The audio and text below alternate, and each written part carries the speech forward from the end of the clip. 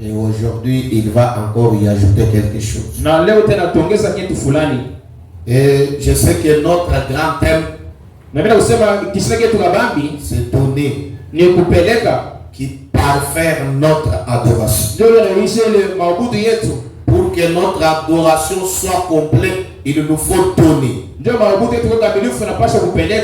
Et Proverbe dit, tel qui donne librement devient riche. Tel qui épargne son carquois fait que s'appauvrit. Amen. Amen. David, quand il pria, il dira à Dieu, qui suis-je? Qui est mon peuple? Pour que nous puissions t'offrir des offrandes volontaires. Amen. Amen. On n'offre pas à Dieu parce que Dieu manque de choses. On n'offre pas à Dieu parce que Dieu, dans sa constitution, il est malade. On offre à Dieu. David dit, tout ce que nous te donnons, tout ce que nous t'offrons, ça vient de toi. Amen. Amen. C'est pourquoi quand la main de Dieu nous donne ces choses, nous devons lui en offrir. C'est pourquoi ici, dans cette formule de la bénédiction, Dieu a pourvu la voie pour toutes choses. Pour toutes choses, Dieu a toujours une voie pourvue. La voie pour la bénédiction, c'est ce que je vais vous parler ce matin. Est-ce que quelqu'un peut me donner un grand amen? La dîme. Tout d'abord, la dîme, c'est quoi? La dîme, c'est le 1-10%. Les 10% des revenus de ton travail. Abraham a voulu donner sa dîme. C'est lui-même l'autre patriarche, le roi de la foi. Abraham n'avait pas l'écriture pour laquelle se référait pour donner la dîme. Mais Abraham a fait une révélation de ce que donnait sa dîme. La Bible dit quand il quitta de la défaite du roi, il a rencontré un homme, Melchisedec, roi des paix. C'est lui qui n'a ni père ni mère. Laissez-moi vous dire, Marie n'est pas la mère de Jésus. Jésus c'est Dieu. Et Dieu ne peut pas avoir un père ou une mère. Melchisedec, il n'était ni père ni commencement ni fin. Et Abraham a discerné cet homme. Cet homme c'est Dieu. Et il a donné sa dîme de tout. Et la Bible dit, quand il a fait ça, c'est parce qu'en lui il y avait la semence de Lévite, la semence du sacrificateur. Et en tant que sacrificateur, il va en obéissant à sa propre parole. Chaque sacrificateur, c'est celui qui amène un peuple à vivre quelque chose. C'est pourquoi Abraham nous a montré le la dîme. Maintenant écoutez très bien. Dieu voulait avoir un peuple. Les peuples pour qui il devrait régner. Les peuples pour qui il devrait commencer à mettre des lois. Maintenant, par Jacob, Dieu l'a rencontré. Non. Et Jacob, par son fils Joseph, Joseph, il s'est retrouvé en Égypte. Égypte. Est-ce que quelqu'un est en train de me suivre ce matin? Quand il s'est rencontré en Égypte, Jacob et Joseph ont commencé à se multiplier. C'est à ce moment-là que Dieu a trouvé un peuple en Égypte. Dieu a trouvé un peuple pour qui traiter avec. Et quand ce peuple était en Égypte, Dieu n'a pas traité avec eux. C'est comme William Branham dit, quand on est dans le monde loin de la parole, Dieu ne peut pas traiter avec nous. Pour que Dieu traite avec toi, il fallait que vous puissiez vous séparer du monde. Il fallait que vous puissiez vous séparer des choses du monde, afin qu'il puisse traiter avec vous. Pendant que vous êtes avec Dieu et que vous flirtez encore le monde, vous êtes encore loin de Dieu. Amen. Vous devez vous séparer totalement. Quand ce peuple était là-bas, pas même un miracle, à part les cas de Goshen qui étaient surveillés par Dieu. Mais quand Dieu les a délivrés par la main de Moïse, il les a amenés dans le désert. C'est à cela que Dieu descendait à la montagne de Sinaï. Il a donné à Moïse les lois à observer. Pour dire à Moïse, va dire à ton peuple, voici les lois qu'ils doivent commencer à observer. Si ils n'en observent pas, je ne suis pas leur Dieu. Pour que je sois leur Dieu, qu'ils observent ces lois. Est-ce que nous sommes ensemble? C'est pourquoi nous allons écouter certaines des lois que Dieu a voulu traiter avec son peuple. Et si vous me donnez votre attention, vraiment Dieu peut vous aider. Je ne sais pas comment le Saint-Esprit va nous conduire. Nous sommes dans Deutéronome chapitre 28. À partir du verset 1er. Après que Dieu a déjà trouvé un peuple, il lui dit, si tu obéis à la voix de l'Éternel ton Dieu, en observant et en mettant en pratique tous ses commandements, écoutez, et je te prescris aujourd'hui, l'Éternel ton Dieu te donnera la supériorité sur toutes les nations de la terre. Écoutez cette promesse. Si tu obéis, si tu mets en pratique, si vous savez, pour marcher avec Dieu, soyez quelqu'un qui applique la parole. Verset 2. Voici toutes les bénédictions qui seront sur toi, qui se répandront sur toi et qui seront ton partage, à condition que tu obéisses et que tu observes. Amen. En obéissant, en observant, il y a des conséquences. Écoutez, dans le même chapitre, au chapitre 15, Dieu change maintenant la forme de parler. Mais si tu n'obéis pas à la voix de l'Éternel ton Dieu, et si tu n'observes pas et ne mets pas en pratique tous ces commandements et toutes ces lois que je te prescris aujourd'hui, voici toutes les malédictions qui viendront sur toi et qui seront ton partage. Tu seras maudit dans la ville et tu seras maudit dans les champs. Amen. Nous voulons que Dieu soit pour nous. Nous voulons que Dieu puisse nous donner la supériorité. Qu'on puisse nous ravir tout, mais qu'on nous laisse Dieu. Comme avec Dieu. Si vous avez Dieu, même si mais Dieu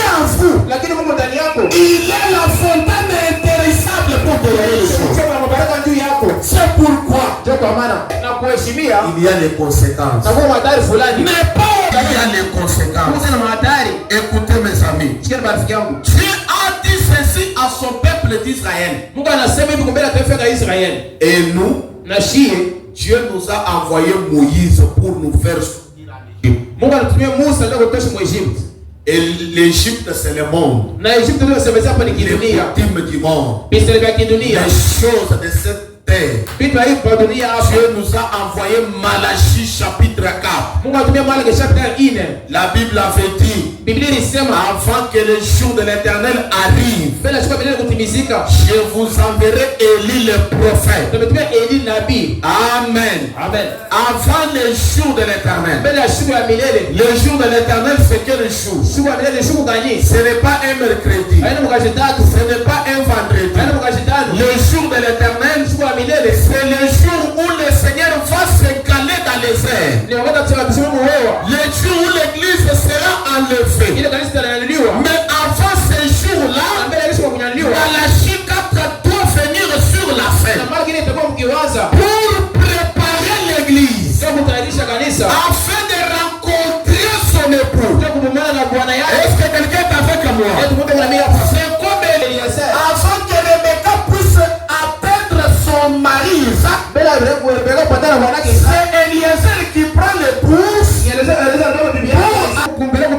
Toi, tu ne connais pas la face de Jésus. Tu ne l'as jamais vu. Mais Eliezer connaît notre Jésus. Il connaît son adresse. C'est pourquoi, dès que vous rejetez Eliezer, il ne démontrerait pas l'époux. Et quand Eliezer est venu, qu'est-ce qu'il fait? Il restaure toutes choses que les réformateurs ont dérangées. Comme quoi? Le baptême d'eau, c'était au nom du Père, du Fils et du Saint-Esprit. Et quand l'Esprit de lui vient, il ramène l'authentique baptême d'eau au nom du Seigneur Jésus-Christ. Comme quoi? Comme la communion. La communion n'était pas encore à l'église. Comme si nous allons communier seulement entre les catholiques, entre les méthodistes, entre ceci, entre cela. Quand Malachie 4 vient, la communion vient internationale. Les croyants du Congo ne seront pas différents des croyants de l'Amérique. Ils seront toujours les mêmes en caractère. Pourquoi? Ils mangent la même nourriture. Frère Branham dit, c'est la nourriture que quelqu'un mange qui lui donne la santé extérieure. Quand tu manges le message, et celui-là de l'autre côté mange le message, quand vous allez vous rencontrer, c'est la même caractère. Amen. C'est pourquoi Malachie vient de nous parler. Il va nous dire comment nous devons aussi nous comporter dans le fait de donner les dîmes. C'est pourquoi quelqu'un d'autre disait, moi je ne crois pas au prophète. Moi je lui ai dit, Dieu lui-même a dit, croyez-moi, vous serez affermis. Croyez au prophète, vous réussirez. Amen. Pour réussir, écoutez ce que dit le prophète. Maintenant le prophète dit, dans le message, voyons Dieu. Écoutez, ce qu'il a prêché le 29 novembre 1959, au paragraphe 28. Est-ce que vous avez le prophète? Vous avez le prophète? Moi je l'aime. Mais je ne l'adore pas. Je l'aime. Mais je ne l'adore pas. Parce que l'adoration revient à Dieu lui-même. Jésus-Christ. Il dit, mais vous savez, je connais ceci. Un membre d'église sa première obligation, mapasho yake ya kwanza laquelle? ni ya nini? C'est de payer sa dîme. Ni ya kulipa kia 10 yake. Dites encore amen à la parole. Sema na mtu ndani na Mungu. Qu'un membre d'une église, Na mwana mambo ya kanisa, sa première obligation, mapasho yake ya kwanza c'est de payer sa dîme ni ya kulipa kia 10 et ses offrandes na masadaka dans le but de supporter son église. mkufikisha kusema ya kushika kanisa yake. Si vous êtes membre de l'une de ces belles églises qui sont présentes ici, Na kama kuna mambo ya kanisa moja ya mzuri kwa hapa, par exemple n'importe quelle église, sasa mfano makanisa yote mwisho kujua. supportez votre église. Na inapaswa mushika kanisa yenu. C'est votre premier devoir vis-à-vis de Dieu. Ndio mapasho ya kwanza mbele ya Mungu. Amen. Amen. Apportez votre dîme et vos offrandes dans la maison du trésor. Muleta sadaka na kia 10 mnataka kuchungia vitu vya milele. La maison du trésor, c'est quoi? Anataka kuchungia vitu ni nyumba gani? Certainement que vous savez ce que c'est. Kweli mnajua vile nyumba ya kuchungia vitu. La maison du trésor, Nyumba ya kuchungia vitu c'est là où vous recevez votre nourriture. ni kule unapokea vyakula vyenu. Vous recevez la nourriture ici. Na vyakula kuna vipokea ni hapa. Quelle nourriture? Vyakula gani? La nourriture spirituelle. Vyakula vya kiroho.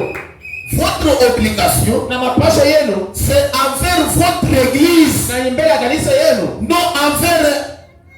non envers un évangéliste comme moi. Haina kumpasha injili samie. Chaque membre d'une église, Na kama ni mambo ya kanisa, c'est lui qui se respecte, ule kunajiheshimia. c'est lui qui honore Dieu, Ule kunaheshimia Mungu. c'est lui qui honore son église, Ule kunaheshimia kanisa yake. c'est lui qui honore tous les dons que Dieu a placés dans son Ule église. kunaheshimia mazao yote Mungu anako kanisa yako. Sa première obligation, Mapasho yake ya kwanza c'est de soutenir son église ni ya kushika kanisa yake avec sa dîme, na kia 10 ses offrandes, na masadaka. parce que c'est là où il mange la nourriture.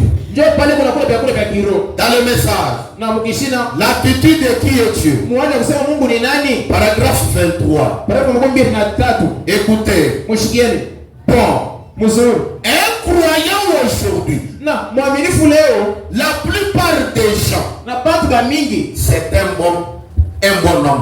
ni kusema unamuona ni mtu mzuri kabisa. Et Na qui paye ses dîmes à l'église. ule unarupa kia 10 mkanisa. Un croyant se dit, Mwaminifu amekoni ni wanaje?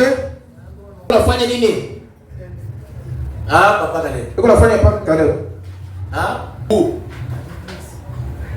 Un bon croyant. Mwaminifu mzuri atakuja mwaka. Tu as besoin de bons croyants. Mungu lazima na mwaminifu baba kweli. Dans cette année ici, Mwi mwaka. tu as besoin de bons hommes, Mungu lazima na watu wazuri wanaume de bonnes femmes. na wanawake wazuri. Même s'il fait du n'importe quoi. Hata mimi nafanya kazi gani? Et Dieu met la main sur ça. Na Mungu anaweka mkono pale, Il paye ses offrandes. analipa kia 10, Il paye sa dîme à l'église. analipa kia 10 na sadaka mkanisa. Pas quelqu'un qui se dit, Haina mtu anasema non, hapana. moi je vais là-bas seulement pour adorer. Mimi leo nataka kwenda kusikia kwa Écoutez kanisa. la parole, tu ramènes à haute voix exortique. Na kusikia neno kusema amen na sauti ya Mungu inakutoka. Moi, mon pasteur chez Joseph Branham en Amérique. Mimi mchungaji wa Yesu Branham kule kwa Amerika. Même ce que tu fais, Hata vile tu unafanya, Joseph Branham ne te connaît pas. ndio kwa nini sikufahamia hata siku Il moja. ne peut pas te soutenir dans ça. Asante kushika mobile. Frère Branham dit, Branham anasema chaque personne na kila mtu doit avoir 3 personnes importantes dans sa vie. anapaswa kuwa na watu wa mafaa matatu maisha. La première personne, c'est qui? Mtu wa mafaa kwanza ni nani? Il doit avoir son pasteur. Anapaswa kuwa na mchungaji wake.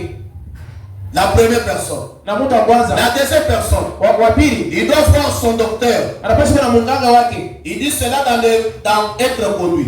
Uko nasikiliza kule mwongozi. On a même dit la troisième personne, Mtu wa tatu c'est un avocat. ni mtetezi. Mais les croyants d'aujourd'hui, Lakini mwaminifu kwa leo il n'a pas ni pasteur, asina na mchungaji, il n'a pas ni docteur, asina na munganga, il n'a pas ni avocat. asina tena mtetezi. Maintenant, comment vous allez vivre? Sasa wewe unabishaka je? Nous sommes en train de crier Na tunalalamika état de droit et état de droit. wewe mapasho yetu, mapasho yetu. État de droit, c'est bien. Mapasho yetu. Est-ce que toi, tu as un avocat? eti wewe uko na mtetezi? Parce que les problèmes, on ne peut pas l'enfuir. Ndio mambo hatuwezi kuikimbia. Les problèmes t'attrapent maintenant. Mambo yanakusikia hivi. Passer au m'a arrêté maintenant. Pastor bana Je te pose la question. Est-ce que tu as un avocat? Mimi nakuuliza. Non, pasteur. Hapana mchungaji. Non. Hapana. Mais comment? Sasa unabishaka je? Tu touches à la tête, celui-ci te touche au pied. Wewe unakwamba ukichwa, wewe unakwamba kumvua. Tu as un médecin. Munganga anakutazaka munganga moya. C'est pourquoi un bon croyant, Ndio kwa maana mwaminifu c'est celui qui peut séduire à l'église. Ni wewe unapokuja kwa kanisa. C'est celui qui honore son église. La Bible dit, Na Biblia kunasema, tu ne peux pas manger la dîme de Dieu chez toi. hauwezi kula kwa kumi kwa Mungu kwako. Écoutez, Mshikeni. je suis dans la Bible, Niko mu Biblia. dans Deutéronome, Na mu Deuteronome. au chapitre 12. Na sura ya kwanza. Aujourd'hui, Na leo beaucoup de croyants Bamilifu mingi leo mangent la dîme de Dieu dans leur maison. penda kula vya kumi vya Mungu kwa nyumba yako. Or la Bible dit, Lakini Biblia inasema c'est l'argent interdit, ni makuta tukataziwa nje kuikulia. l'argent de Dieu. Ni makuta ya ya Mungu. Ce n'est pas l'argent à toucher. Haina makuta ya kugusa. Deutéronome chapitre 12 verset 17. Na sura ya 12 mstari ya 17. La Bible dit ceci. Biblia inasema hivi. Tu ne pourras jamais, Hauwezi. tu ne pourras pas manger dans tes portes la dîme Hauwezi kula mamilioni ya 10 de ton bleu, ya ile mamboga yako, de ton mou, ya ile mabiti vyako vya de mashamba, ton huile, ya mafuta, ni les premiers-nés de ton gros et de ton mini bétail, hata kitu ya kwanza ingepika mabivuko vyako, ni aucune des offrandes accomplissant d'un vœu, hata ile kwa ile sadaka ile ya malako fulani ya kutimiza, ni tes offrandes volontaires, wala maile sadaka ya kupendelea, ni tes prémices. hata kifuko yako ya kwanza. Est-ce que nous sommes ensemble? Etu pamoja. Tu ne peux pas manger dans ta maison, Hauwezi kukula kwa nyumba kwako, dans ta porte, kwa milango yako, la dîme de Dieu. kia kumi kia Mungu. Que ceux qui travaillent lèvent un peu les mains. Na pale banatumika kwa N'importe quel travail. hata kama nikashika na tanga kama nini. N'importe quel travail. Hata kama nikashika ni Parce que tu peux prêcher aux chômeurs, aux travailleurs. ndio mimi nasubiri pale hapa na kazi mimi najua mimi nahubiri pale pale natumana. Les faits, c'est que c'est à vous que je prêche. Nikusema ni mwendo mimi nahubiri. Si tu ne peux pas donner la dîme si tu ne travailles pas. Ndio wewe peleke yako mimi kama utumikaga loko. Et si je te vois, toi, tu n'as jamais travaillé. Sasa ndio wewe utumikaga loko. Pasteur, ma dîme est là. Mchungaji kia kumi kwa hiyo. Je vais te poser la question. Takuuliza, Tu fais quel travail? wewe loko unatumikaga kazi gani? Parce qu'il y a d'autres travails que frère Branham refuse de donner la dîme. Ndio kwa magashi kile ile nabii anakataa sana kupeleka kia kumi. Il y a d'autres travaux Na kuko magashi ngine. que quand tu les fais, Wakati unayotumika, frère Branham dit, si tu fais ce travail-là, tu ne peux pas oser donner la dîme de ce travail. nabii anasema kama unapiga ile kazi hauwezi kupima ndio kupeleka kumi ile magashi yako ile. Écoutez dans la religion de Jézabel. Injili ya Jezabel. Branham dit ceci. Nabii anasema hivi. Bien-aimé, tu fais quoi là-bas? Tu joues au téléphone? Et c'est quoi? La religion de Jézabel. Na injili ya Jezabel. Dit ceci. Nabii anasema hivi. Paragraphe 53. Paragrafu makumi 5 Écoutez. Na mshikeni nabii. Vous êtes prêts? Eti mko tayari? Vous avez le prophète? Mnapenda nabii? Un chien, Na yimbwa c'est la plus pure des choses selon Dieu. ni kitu kibaya sana kumbele vitu vyote kufuatana na Mungu. Même la dîme des chiens ne peut pas être payée dans la maison de Dieu. Hata ile kikubika yimbwa basi kulipa nyumba ya Mungu. Parce que je fais mon travail, mon business. Wewe unafanya kazi yako bila tumika. Business yangu, business card. Ni kazi gani unatumika unafanya? Mina uwa maibwa. Wewe kwa des chiens. Voici ma vie. Wewe kikubika ndio hiki. Hapana, bila Ça, ce n'est pas un travail d'un chrétien. ila ndio hapana. Parce que la dîme des chiens est interdite. Ndio kikubika yimbwa kinakatiziwa mu Biblia. Il en est de même. Na kukuta vile vile. La première chose, c'est quoi? Kia kwanza ni nini? Un chien. Yimbwa. Parce que je vais escroquer les chiens parce qu'on ne si jamais à mon Égypte. Mimi nataka kuweza kusomesha kwa yimbwa na mimi nataka kushika kwa mwenyeji. Ma dîme, c'est ça. Na kikubika kwa hiki. Ne venez pas avec cette dîme. Kushika na ile makuta ya vile C'est hapana. interdit par Dieu. Ni Mungu anaikatala. La deuxième chose, Kia pili, il en est de même pour la prostituée. na vile tena vile vile na kahaba. Kanini? Kahaba. D'accord. Prostituée. Na kahaba. Quelqu'un qui vient du néant, pasteur, Moi, mon travail, c'est être libre, femme libre. C'est pourquoi vous qui travaillez, il fallait que vous puissiez venir faire connaissance au pasteur ton travail.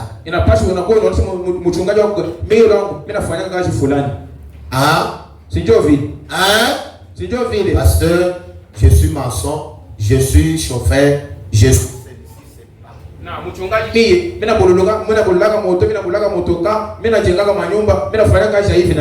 Afin que le pasteur commence à prier sur scène.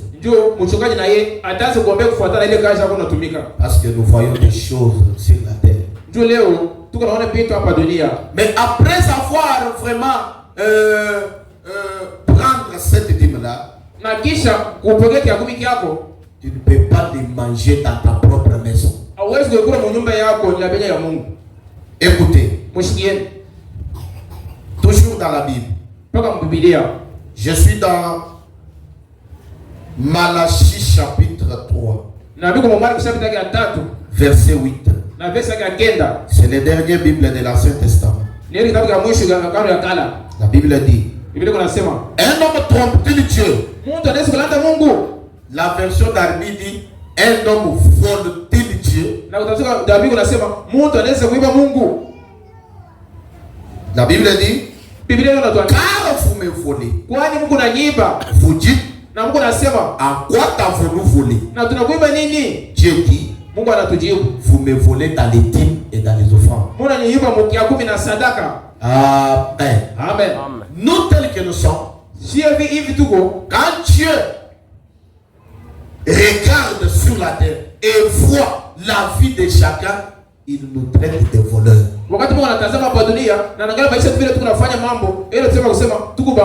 Nous volons Dieu dans tout ce que nous faisons. Bien-aimé, laissez-moi te dire, même les sœurs de culte que tu ne viens pas là, tu es en train de voler Dieu. On vole Dieu dans les dîmes, dans les offrandes, dans les heures. On vole Dieu dans tout. Oh Seigneur, vraiment j'ai écouté ta parole. Mais ça c'est un peu petit. Vraiment, quand j'aurai beaucoup, je vais apporter dans l'église comme dit. La Bible dit: toute dîme de la terre appartient à Dieu. Ce n'est pas ton argent. Si Dieu te donne $50, la dîme de Dieu de $5, ce n'est pas ton argent. Et vous n'avez pas l'audace de mettre cela dans la maison. Commencez à les utiliser. C'est pourquoi quand nous mangeons l'argent de Dieu, l'argent interdit de manger. La Bible dit: nous sommes frappés de la malédiction. Par exemple, on a mangé la dîme de $5. Maintenant tu trouves $2000. Tu trouves un problème terrible dans ta vie. Ça prend tous les $2000. Et enfin tu trouves même des sortes de blocages. Oh mes amis, vous devez retourner à la voie pour arranger. Aujourd'hui, les païens sont plus que les chrétiens. Même les féticheurs sont plus que les chrétiens. Quelqu'un qui en va pour féticher, on lui donne des lois à suivre. En aucun cas, vous ne trouverez jamais cette personne détourner les lois de son maître. C'est pourquoi Dieu dit: si je suis maître, où est l'honneur qui m'est dit?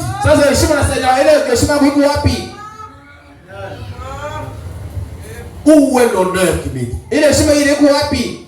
Si quelqu'un lui a dit par son maître satanique là, tu vas chercher un fou, tu vas lui donner un baiser. il va faire des recensements des fous de la vie. Ye atashika mtao yote mzima utafuta mazimu. Il cherche même un missionnaire. Atatafuta tamu utasema utafuta kwa mazimu. Il doit me chercher là où ce fou dort. Utatafuta kule wa mazimu kule analalaka. Et je vais te payer. Na kama mimi nitampata nitakulipa. Ule naye. Tout ça pourquoi? Yote unajua nini? Pour les Satan. Ndio usema ndio shetani. L'autre dit, Na mwingine anasema toi, wewe va tout simplement aller arracher une tête d'un cadavre dans le cimetière. wewe ndio batangi leo kichwa cha maiti mtuguri na uniletee hapa. Un cadavre albinos. Na wenda ubebe ile maiti akitoka toka. Viens. Na uko nakyo. Vous voyez quelqu'un fournir des efforts. Utaona mtu atafanya nguvu yake yote. Et aller payer les cadavres de cimetière et pour couper la tête, amener pour les Satan. Nataka tuongee mtuguri na kutetea kile kichwa cha maiti na kuleta ndio mambo ya shetani. Mais nous qui se disent de croyants, Ça c'est des gens qui believent, hein? Dieu, Dieu Mungu. gratuit, hein? Mungu.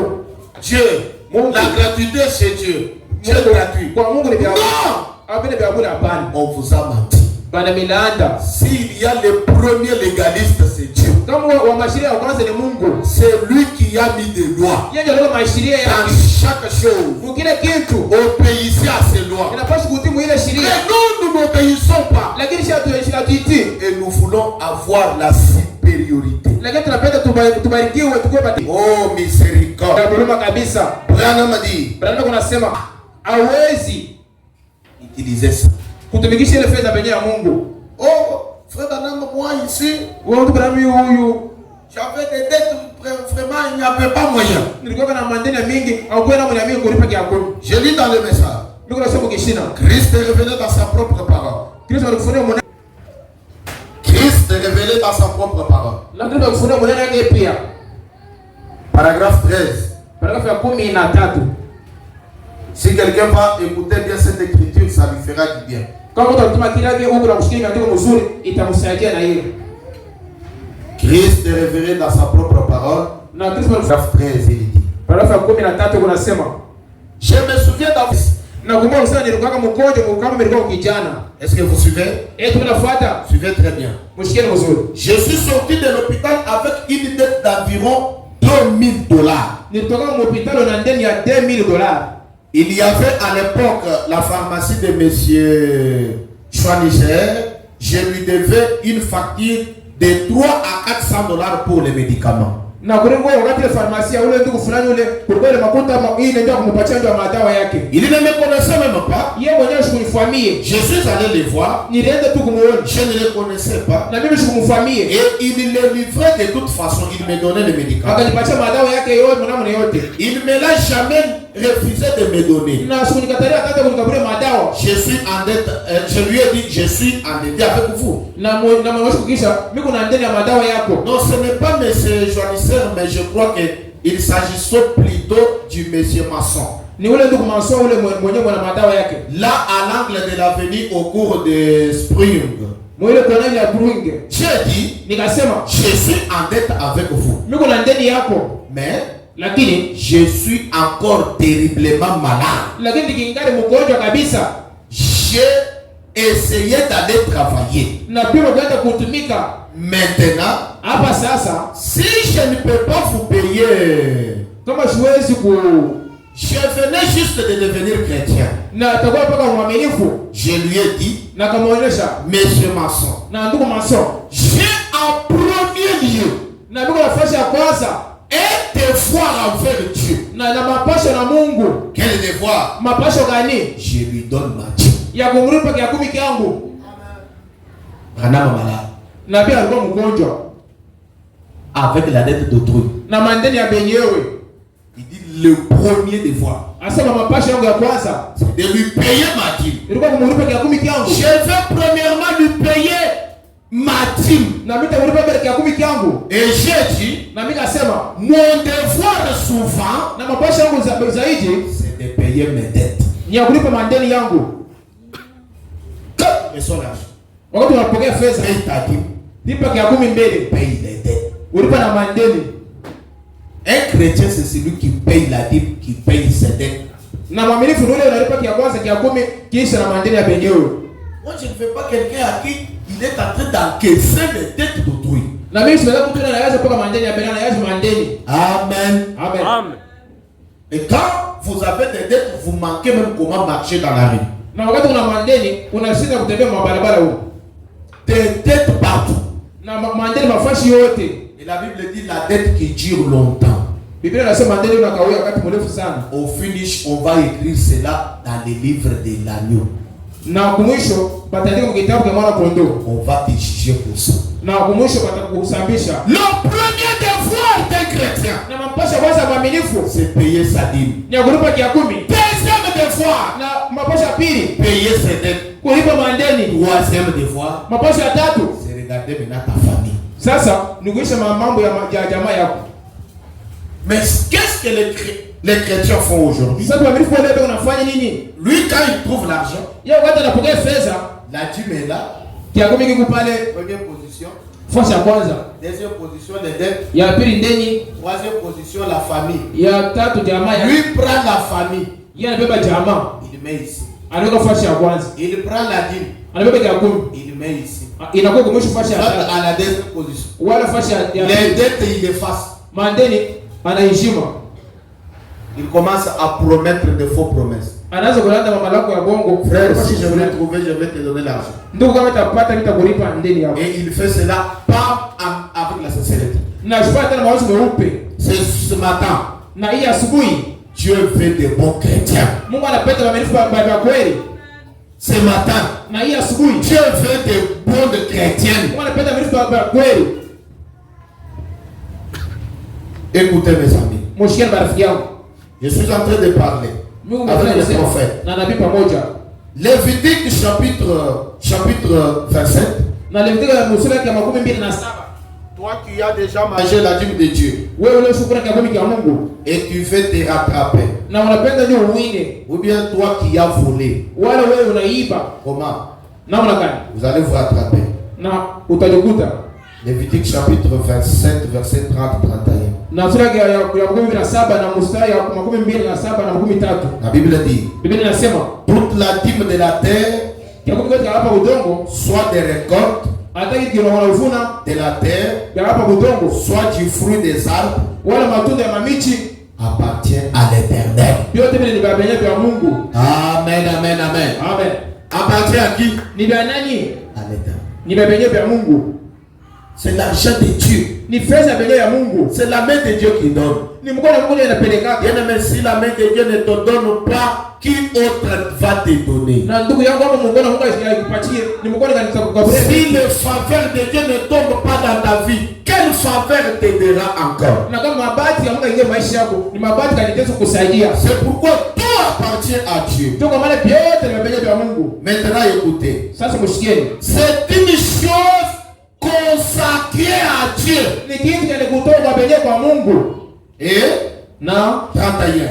31. Si quelqu'un veut racheter quelque chose de sa dîme, Kama utapenda kwa kitu cha kumi yake, il y ajoutera un cinquième. ataongeza kia 5. Un cinquième sur là. Ataongeza kia 5 ndio kusema kenjua kulipa ile mandeni yote alikuwa benye ya Mungu. J'aime faire des petits calculs pour que vous puissiez comprendre. Napenda kufanya kabisa kidogo ndio mshikie mzuri. Tu veux commencer à payer ta dîme. Unapenda kwanza kulipa kia kumi yako. Est-ce que les sœurs regardent bien? Baada ya kuangalia kumzuri. Moi, je ne payais pas la dîme, je viens d'écouter la parole tout. Na mimi yeshipanza kulipa kia 10 lakini mimi natoka mkushikia neno la Mungu, mimi nashikia yote. Là, la première fois, tu viens avec la dîme de 30 000 francs. Sasa mara kwanza unaona kia 10 ya 30,000 francs. Maintenant, tu prends les 30 000 ici. Sasa unabeba 30,000, Tu divises fois 5 et Ouais. divisé par 5. unakatulula mara 5. Papa, maître, c'est combien? C'est combien? 6 000 francs.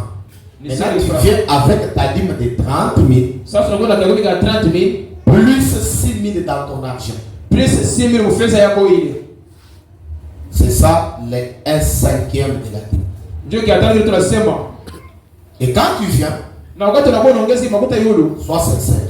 uko na mawazo meupe. Tu ne peux pas ouvrir la porte de payer la dîme si tu n'es pas sincère. Na wewe ufungulie mlango wa kusema ubarikiwe kama una mawazo meupe. Tu paies seulement ça, Unalipa paka imandeni, c'est fini. wewe tunamalizika paka pale. J'ai payé la dîme, Seigneur. Mimi nalipa ile 10 Bwana. Seigneur, j'ai déjà payé la dîme. Mungu mimi sikulipa ile 10. Non.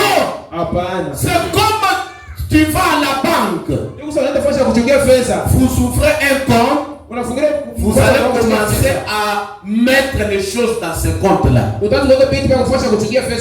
la Bible a dit, investissez vos choses dans les cieux, là où il n'y a pas de ruines pour détruire cela. Investir dans les affaires de Dieu. Et à ce moment-là, vous allez commencer à prélever ta dîme quand Dieu va poster tes affaires. Est-ce que quelqu'un m'a compris? Acclamez pour la parole. Écoutez, dans question-réponse sur question-réponse numéro 2, paragraphe 183. Je pourrais me tenir ici jusqu'au matin à vous raconter simplement ce qui est passé quand j'ai compris cela. Dans quelle situation où j'étais? Je ne paye pas la dîme, Seigneur. Toi, tu connais les situations que je traverse. Tu connais comment, Seigneur. Toi, tu connais. Même si c'est 1000 francs. Payé. Dieu peut détester. Dieu peut vous tenter pour voir votre foi. Est-ce que nous sommes ensemble? Dans n'importe quelle situation que vous pouvez vous retrouver. Branham dit, j'ai payé mes dîmes aussi loyalement que possible. Loyalement. Successivement. C'est ça les chrétiens. C'est ça un enfant de Dieu qui obéit à la parole de Dieu. Un enfant de Dieu qui veut que Dieu puisse lui bénir. Un enfant de Dieu qui veut que Dieu puisse lui bénir. C'est pourquoi la Bible dit, toi qui veux racheter, amène-les un cinquième sur ce que vous avez consommé. Et à cela, les sacrificateurs vont prier pour vous. J'ajoute encore une autre brique. J'ajoute une autre brique dans question-réponse. Puisse aller à autre chose. C'est la conclusion de tout ce que nous avons parlé pendant la semaine. Question-réponse 15 octobre 61.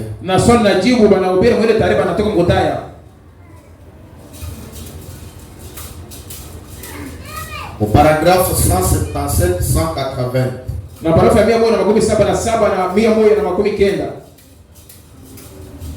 Je crois qu'avec cette atmosphère, ça entre. Est-ce que ça entre très bien? Ok. 177 paragraphes. Écoutez votre prophète dit. Mon prophète dit. Je sais que les gens prennent leur Dieu pour donner à la veille. Quelqu'un qui a l'argent de la dîme, il dit non, mon argent, je donne à la veille. Frère Madame dit, ce n'est pas correct. Qui t'amène. Les gens prennent la dîme, ils donnent à la veille. Ce n'est pas correct. Si vous avez quelque chose à donner à la veuve, donnez-lui. Mais ne lui donnez pas l'argent de Dieu. Est-ce que quelqu'un a compris très bien? Pour commencer, cet argent c'est pour Dieu. C'est que les chrétiens font aujourd'hui. Ndio ile mimi nafanya leo. Ma dîme, je vais donner à la construction. Na kiakumi kyangu mimi napeleka kwa majengo. La dîme n'est pas pour la construction. Na kiakumi kile cha majengo.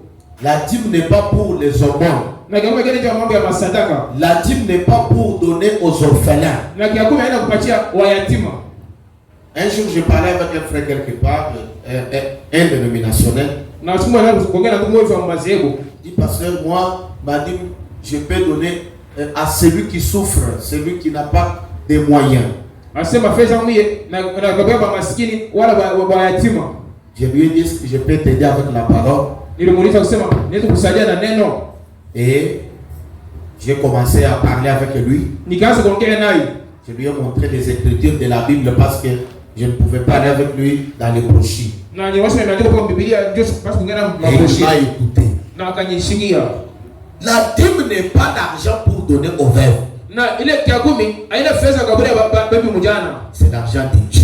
Ni fedha benye ya Mungu. Madame donne un exemple. Na bila leta mfano. Si vous m'envoyez au centre commercial, soit au supermarché, Kama natumia fasha kushia vitu, pour vous chercher un pain, ndio kwa kumtafutia mkate. et que vous me donniez 25 cents pour acheter du pain, Na mnapatia pesa fulani kwa kuuza mkate. si je rencontrerai dans la rue quelqu'un quelqu'un qui en a besoin, Na kama nakubana mtu ou barabara, quelque chose d'autre, ule kuna lazima wala kitu kingine. si vous lui donnez cet argent, les 25 cents, voyez, Kama nakubana ile fedha ile kwa kuuza mkate, c'est mnaona votre argent que vous lui avez donné. ile fedha ni yako wewe unamkaburia hiyo. Mais Lakini s'il me demandait quelque chose, kama atanilomba kitu fulani, il recevra ce qui est ici dans la poche et je lui donnais mon argent. kama atanilomba kitu nitampatia peke yake kwa mfuko, ni fedha yangu mimi. Mais ceci est l'argent de Dieu. Lakini fedha ni fedha benyewe ya Mungu. Dites amen. Tusemeni amen. Moi je vous appelle Wissé Sira va me mettre le minute. Moi j'ai besoin de minutes. Mimi naomba mlenga salama ndio tumie kwa minute, lakini En cours de route, kwa barabara vous rencontrez quelqu'un qui a besoin de l'acteur. Je lui ai donné 1000 francs là parce que je l'ai vu, il souffrait. na unakutana mtu barabara anasema mchungaji, Frère Banam me dit que tu as donné ton argent. na mimi nasema hiyo fedha ni yako ilikuwa kwa mfuko. Mais c'est donc pourquoi on t'a envoyé, ça appartient à celui qui t'a envoyé. Sasa benyewe ile ya ule alikutuma nayo. Est-ce que nous sommes ensemble? Kutuma moja. C'est pourquoi vous qui font de telles erreurs, ne le faites pas encore. Tuone mwe bara kufanya makosa, msifanye tena. C'est la dîme de Dieu. Ni kiakume benyewe ya Mungu. La 10e, Na ni kia 10. ce n'est pas ton argent. Haina fedha yako. C'est pour les Lévites, Ni ya bakohani. les sacrificateurs. Bakohani. Pardon me dit, Na basi sema, les 10e est censé être la dîme qui doit être apportée à la maison du trésor. na kia 10 ile fedha kutarisha, njoo kuleta Mungu akuchungia vitu. Et Dieu a promis de bénir ça. Na Mungu anataka kubariki kile. C'est une preuve qu'il a dit. Ni hakikisha usema yeye ndio alisema. Et si vous ne croyez pas cela, Na kwa kama muamini vile, venez me prouver. na Mungu mnahakikisha hapa. Amen. Amen. Il y a des gens Kuko bantu qui prêchent que donner les offrandes, la dîme, ce n'est pas biblique. na bena landa watu kusema Dans ce monde, kia 10 na ina Biblia ils prêchent comme ça. bena ubiri bantu bya vile. Ils mentent. Bena landa bantu. Ferment les portes de la bénédiction pour les enfants de Dieu. Bena fukia watoto wa Mungu milango ya mabaraka. Si vous voulez être béni, Kama unapenda ubarikiwe, donnez. watu ulipa kia 10 na sadaka yako. Parce que la Bible dit, tel qui donne devient riche. Na Biblia inasema ule unapeleka atakuwa mtajiri. Amen. Amen. Est-ce que nous sommes ensemble ce matin? Tuko pamoja ya asubuhi. Je prends dans Hébreux chapitre 7, première partie. Ndio Biblia sura ya 7 paragrafu ya kwanza. Je suis en train d'acheminer. Na biko tayari ndio kuisha. Écoutez, Mshikieni. Hébreux chapitre 7, troisième partie, Biblia sura ya 7 na kipande cha kwanza. paragraphe 123. Paragrafu ya 123. Oh, merci Seigneur. Oh, asante Bwana. J'aime ça. Napenda hiki. Écoutez, Mshikieni. j'aime que vous puissiez saisir ceci Napenda mshikieni mzuri. parce que Ni njoo cette année, na hii mwaka Dieu a besoin de bonnes personnes. Mungu lazima na watu wazuri. Dieu a besoin de ses enfants Mungu lazima na watoto yake. à qui il devrait traiter avec eux. Bali anaweza kutumika nabo. Sinon pas, Kama haina vile, Vous serez toujours un spectateur au lieu qu'un acteur. Dieu n'a pas besoin de spectateurs. Dieu a besoin des acteurs. Parce qu'il a dit si vous observez et que vous mettez en pratique. Écoutez. Pourquoi un homme recevrait-il des dîmes s'il n'a jamais connu de naissance? Ne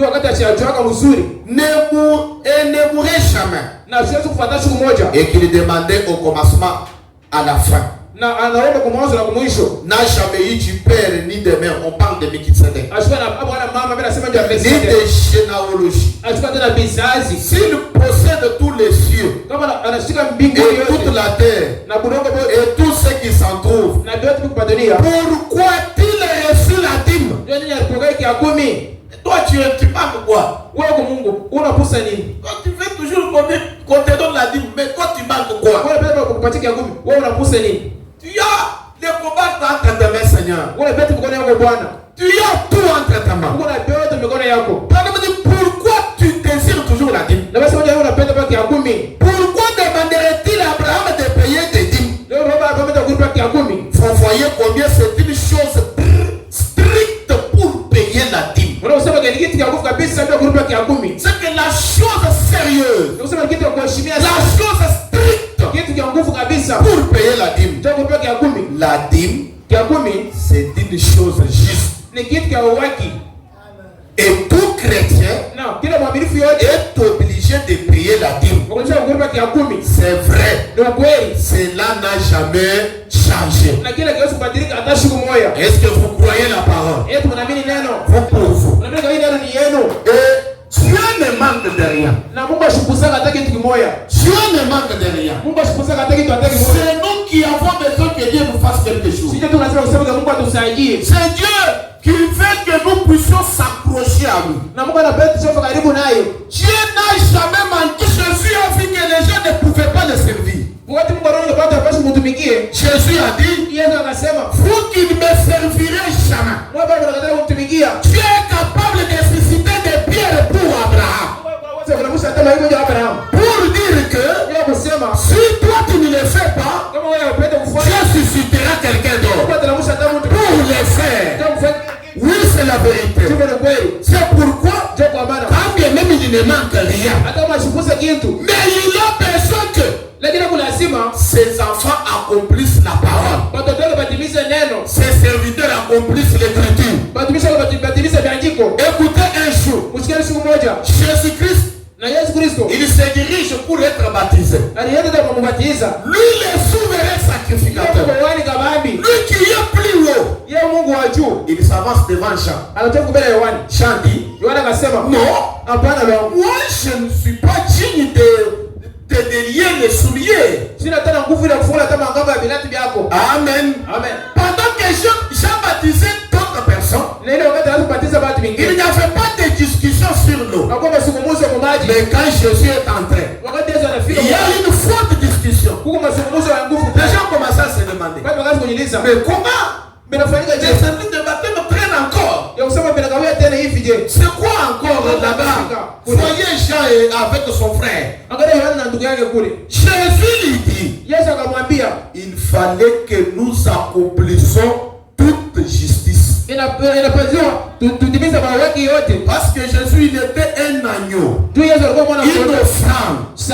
Et chaque agneau, chaque offrande doit être justifié, lavé pour être présenté. Et nous aussi, on peut discuter avec Dieu. Seigneur, toi tu ne manques de rien. Toi Dieu, qu'est-ce que tu manques? Dieu dira, il fallait que nous accomplissions toute justice. Quelle justice? Amenez vos dîmes dans la maison du trésor. Mettez-moi à l'épreuve. Si je ne suis pas le Dieu qui va ouvrir des portes des cieux. Amen. Écoutez mes frères. William Branham dit, il y a un secret pour tenir Dieu à agir. Un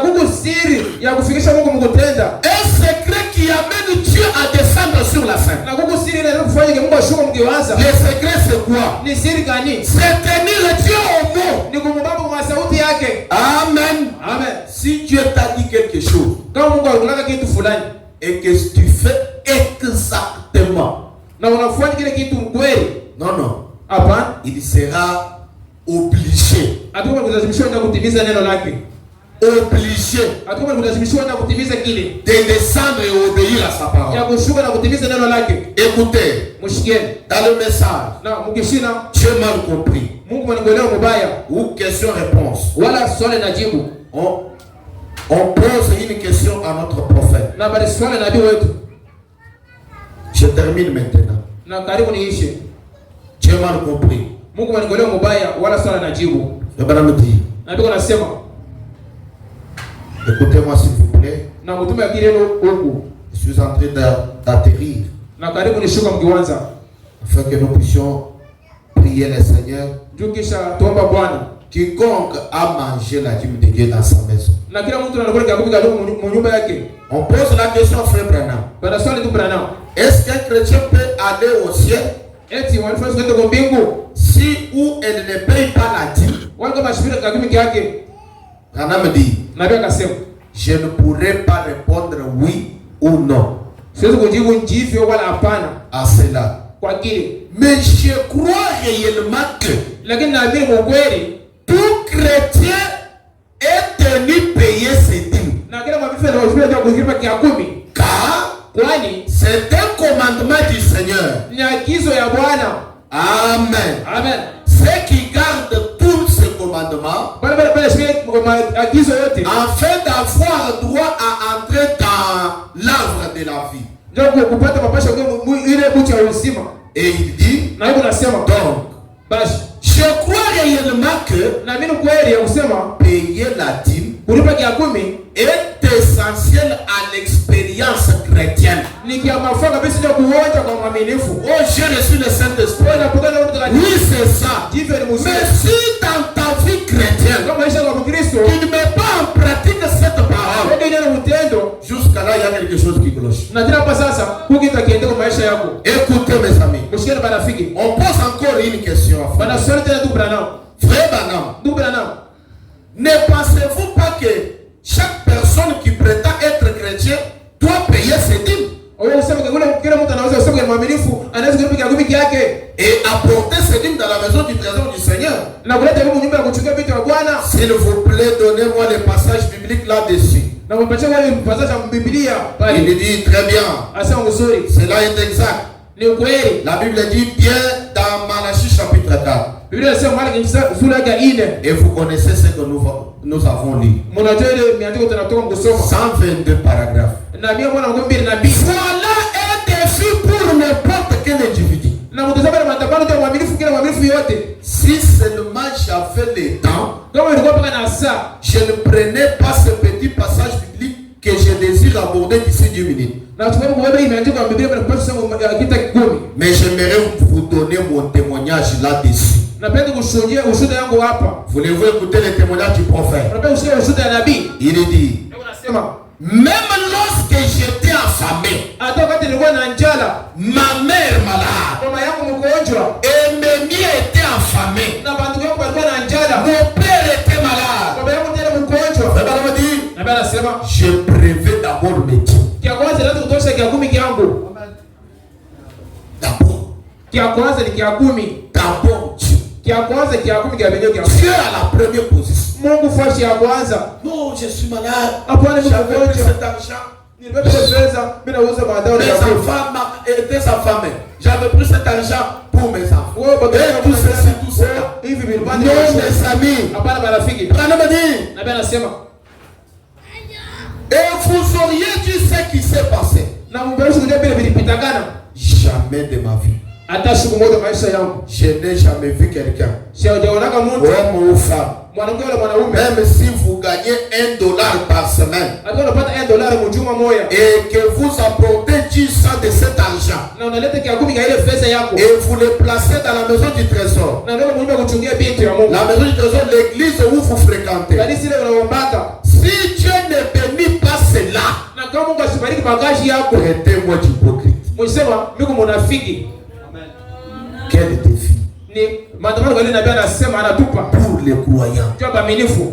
Kwa maana bandugu na badada, Prenez la parole de Dieu au sérieux. ubebe kuna neno Mungu na heshima na boka. Prenez Dieu au sérieux. Ubebe Mungu na boka na heshima. Paul dit, Kwa nini anasema travaillez à votre crainte, à votre salut avec crainte et tremblement. na mtukuze wokovu yenu na boka na kutetemeka? Ce n'est pas ce que nous sommes en train de faire. Aina bila tunafanya leo. Un homme Na mtu qui promet à Dieu, ule analaka Mungu, Seigneur, Bwana, je te ferai cela. tafanya hivi. Et Kumwisho après, bila rilaka. Dieu fait la sérieuxité. Mungu anapenda kutimiza bila tulimulaka. Dieu ne fait pas la lâcheté. Mungu asipende kuachilia kwa Dieu mambo. ne fait pas l'amnésie. Mungu asipende kusaulika. Pour ceux qui paient leur dîme, Kwa maana analipa kia 10, ne relâchez pas. mshiachilie. Pour ceux qui ne le payaient pas, Pale mwanza kulipa. venez et revoir les choses de la bonne manière. Na murujani munje muangalie vitu kwa namna nzuri. Laissez-moi vous dire ce matin, Nyati kashi asubuhi. même si tu pars dans la maison dedans Hata kama unaenda manyumba ya mazawaji et que tu ne payes pas la dîme, na ulipa kia 10, la maison dedans va te découvrir seulement les péchés que tu as. na nyumba ya mazawaji itafungua Mon fils va payer la dîme. ndugu yangu, wewe ulipa kia 10. Dieu, Mungu il confirme sa parole. Il confirme même sa parole dans les temps. tena mazawaji tena. Oui, c'est ça. Jive ni kweli. Tu ne peux pas dire non, comme je ne paie pas la dîme. Vraiment, la maison de Dieu va ouvrir des portes. Ça ne peut pas se faire. Hawezi kusema vile vile kuna test manyumba ya zawaji hadi kufungua milango ya baraka. Haiwezi kufanyika hata siku moja. Oh, mes amis, Wewe marafiki yangu, nous devons tenir Dieu au mot. tunapenda mama Mungu kwa misemo yake. Qui veut tenir Dieu au mot? Na tunapenda mama Mungu kwa misemo yake. Un jour, Siku moja, Élie a rencontré une femme. ile kwa mbana na mke moja. Il a dit à cette femme, Akaonyesha ile mke, donnez-moi à boire. unipe kwa maji kunywe. La femme a dit, Mke akasema, je vais te donner à boire. takupatia kia kunywa. Quand la femme s'est tournée pour aller donner à boire, Watu tena kuleta kia kunywa. Élie dit encore, Ile akasema tena, une boule de foufou. na mimi napenda unipigie bukari. La femme dit, Mke akasema, mon serviteur, oh mwalimu, j'ai resté qu'un pot de farine mimi napenda natumbuka paka mkono hivi. avec des pains d'huile Na tumafuta kidogo. pour que je mange aujourd'hui, Njoo nipige nikula leo. moi et mon fils, Mimi na mtoto yangu et que nous mourrons. na kisha tutakufa leo. Écoutez la méchanceté d'Élie. Mshikeni kasilani ya Eli. Élie dit, Ile akasema, moi d'abord. kia kwanza unipige mimi. Après, tu vas faire pour toi. Kisha unipige vyako, unipige mimi. La Bible dit que cette femme était une véritable croyante. Na Biblia inasema ule mke alikuwa mwaminifu wa kweli mwanamke. Et elle est allée, Na ile elle a akaenda préparé pour Élie. akampigie. Après que Élie a mangé, Kisha ile anakula na shiba. Élie a dit, Ile akasema, tenez ceci. baba hiki. Toute cette sécheresse, Hii mateso yote kauka kwa vitu hivi. il manquait. Hautakosa vyakula. Amen. Vraiment dit, Amen la anasema, femme pouvait partir, mwanamke alipaswa kwenda. prendre de la farine. Anabeba boti. Par exemple, il fait comme ça. Sakina anafanya, anapuputa, anaweka. Il part dans la bouteille. Anaenda na mchungu. Il met tout lui. Anaona mafuta yote. Quand elle tourne, Anarudia tena. la main du grand Elohim de ça. Mbona leo yeye na shughuli. Il met d'autres farines là. Anaona tena mambo mengine pale. Laissez-moi te dire, Acha nikwambie. quand on tient Dieu au mot, Wote ndio kwa misemo ya. frère Branham dit, Ndio ndio nasema. l'impossible devient Kwa hiyo vitafanyika. ce matin, mes frères. Hii asubuhi bandugu. J'ai trouvé toujours 20 000 francs pour l'intérêt. Na mimi napata kama matapisho. Prends des mille. Toshe demi la benya Mungu. Mets dans l'enveloppe. Weka mu envelope. Écris ton nom. Watika jina lako mbele. Mets-toi à genoux dans ta maison. Songa kwa muombe yako. Prie. Omba. Viens dans la maison du Seigneur. Kwa muombe ya Bwana. Le Dieu qui voit toute sincérité, Mungu ataona mawazo ya mweupe yote. il fera ton cœur. Atafungua milango ya baraka. Laisse-moi te dire encore. Acha nikwambie tena. Chantons le Dieu de l'homme charité. Tunaimba Mungu ajue shariki. Dieu de l'homme charité. Mungu ajue shariki. Laissez-moi vous dire. Acha nikwambie. John charité, Na ajue shariki. il était stérile. Alikuwa ni tasa kwanza kusala. Sans enfant. Bila hata batoto. Il n'avait pas l'endroit où dormir.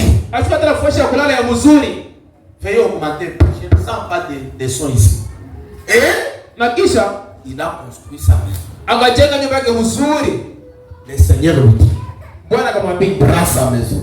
beba nyumba yako hii. Va donner au pasteur. Upatie mchungaji mtumishi wangu. Quelle épreuve. Ni kipimo gani kile? Quelle épreuve. Ni kipimo gani? Mais si Dieu va te parler ce matin, Sasa kama tunaishi asubuhi. prends seulement votre bonne moto là, donnez pour Dieu. Na beba ile moto wala ile moto kama mzuri upatie Mungu. Prends seulement votre bonne maison là, donnez pour Dieu. Na beba ile mzuri kwa Mungu. Vous allez traiter Dieu comme quelqu'un qui a la cupidité. Utasema pale Mungu hebu na tamaa sana. Non, hapana. Dieu, Mungu quand il réclame les choses, il a encore quelque chose à réserve. Kama na baba kitu, hebu na kitu ukabule tena.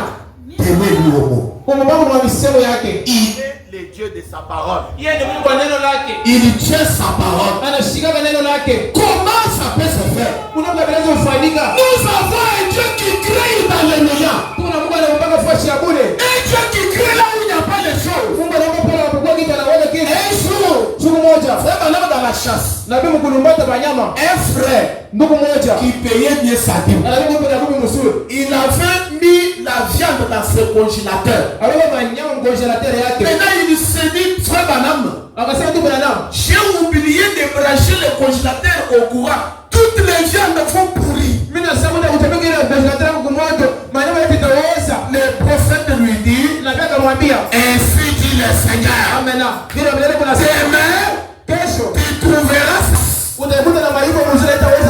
Imaginez mes frères, où est venue la glace pour garder ces viandes-là? Qu'est-ce que je peux dire? Evans, il a garé son véhicule. Un voleur est venu. Il a volé le véhicule. Il est parti. Evans a dit, je ne peux pas m'inquiéter. Dans mon âge, j'ai un prophète.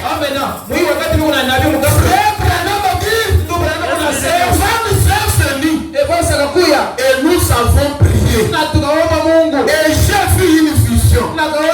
Je lui ai dit, Evans, va sur son pont. Il va trouver ton véhicule carré là. Afin que tout ce qui était à part le carburant qui est consommé.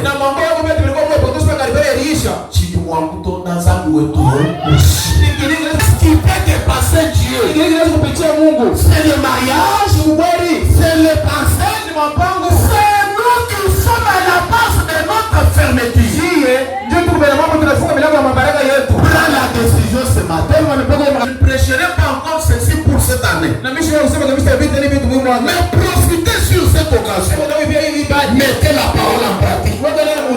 Dieu a dit, c'est lui qui met cette parole en pratique.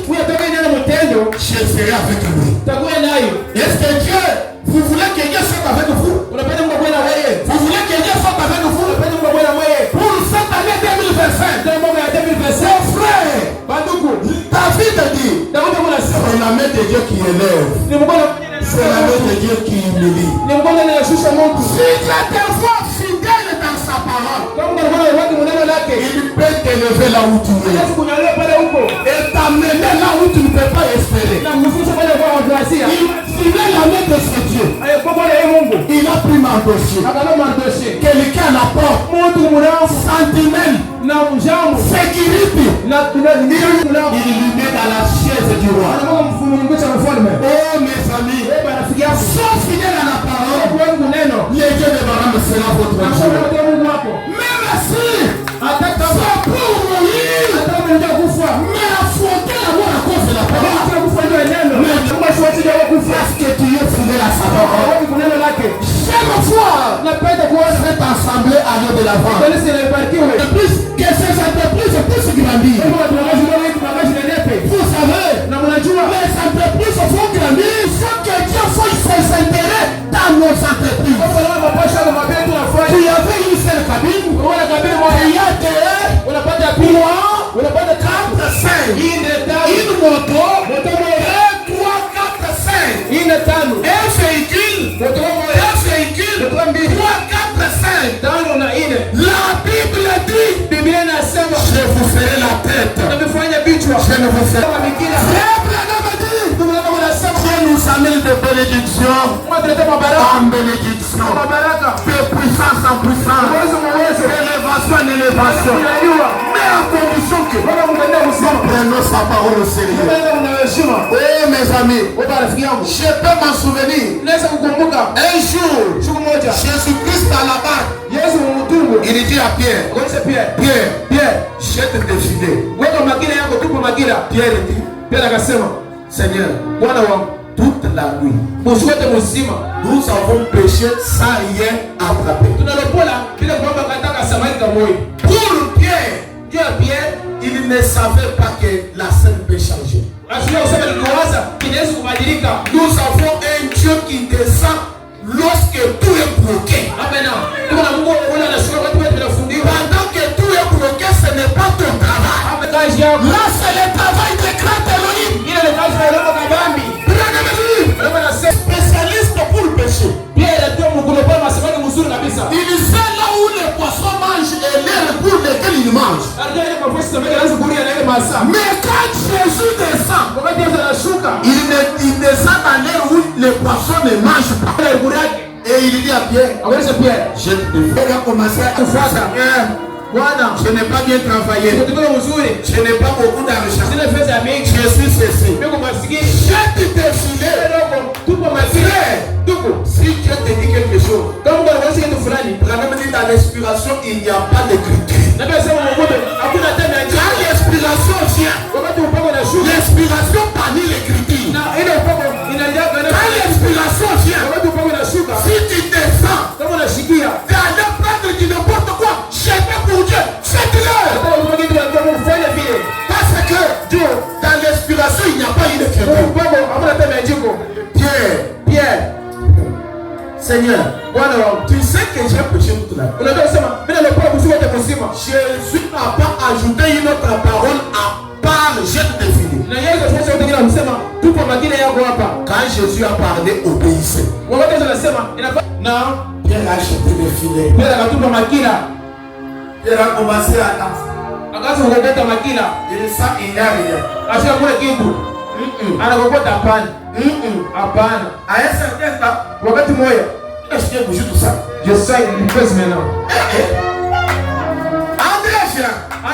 Venez m'aider. Branham peut poser la question. Le poisson. Enfin, les créateurs du poisson là-bas. Alléluia. Frère Branham a dit, la présence de Jésus. Si Jésus est dans ton cœur, si Jésus est dans ta vie, que les gens te rejettent, que les gens te considèrent, que les gens ne t'appellent pas, que les gens ne te visitent pas. Mais Jésus est la source de l'élévation. Obéissez à Jésus. Jésus, tu regardes. Moi, travail, c'est ça. Paye la dîme. Oh Seigneur, Jésus, paye la dîme. Oh, merci Seigneur. Ma prière pour cette année, toi qui payais ta dîme successivement, je monte dans la banque céleste. Je prie une grâce infinie. Je réponds sur toi au nom de Jésus-Christ. Pourquoi? Dieu a des banques partout. Même s'il te donne 100 milliards, il ne manque de rien. Dieu a des enfants partout. Il peut se quelqu'un pour toi. Oh mes amis, frère Branham me dit quelque part, Dieu utilise la nature pour l'obéir afin de bénir ses enfants. Dieu est capable de donner ton nom à quelqu'un qui ne te connaît pas. J'ai prié pour quelqu'un dans cette église. Il n'est pas même l'un des nôtres. Il a écouté les cours. On fait la conduite. Il sort. Il rencontre quelqu'un. Ton nom c'est qui? Donne-moi votre CV. N'est-ce pas que tu cherches le travail? Oui, je cherche le travail. Mais toi, tu m'as vu où? Dieu utilise les êtres humains pour bénir d'autres êtres humains. Utilise les êtres humains pour bénir les êtres humains. Oh, mes frères et sœurs, nous allons nous mettre debout. Ce matin, toi qui as abandonné la parole, toi qui a abandonné Dieu. Dieu n'était pas encore abandonné. Je me souviens, Branham a raconté une histoire pour une famille qui voulait se séparer. Et cette famille, il s'est rencontré, réconcilié à cause d'une chaussette de leur bébé. Oui, c'est ça. Il y a des chaussettes qui peuvent vous réconcilier avec Dieu. Cette chaussette-là, c'est le sang de Jésus.